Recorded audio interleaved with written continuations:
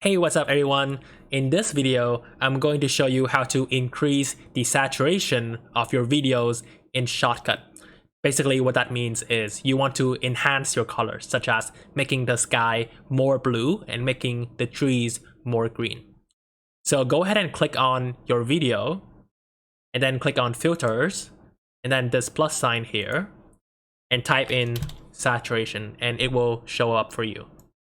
And let's try to increase to 150%.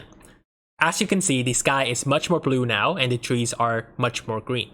And once you're happy with your saturation, go ahead and click on export and YouTube and then click export file to export the video. Now let's compare the video before increasing the saturation and after increasing the saturation. 30 seconds left.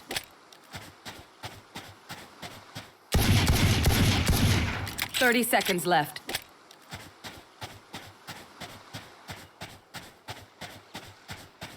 So that's basically it for this video. I hope you enjoyed it and I hope you found it helpful. Please don't forget to subscribe and like if you haven't already, and I'll see you in the next video.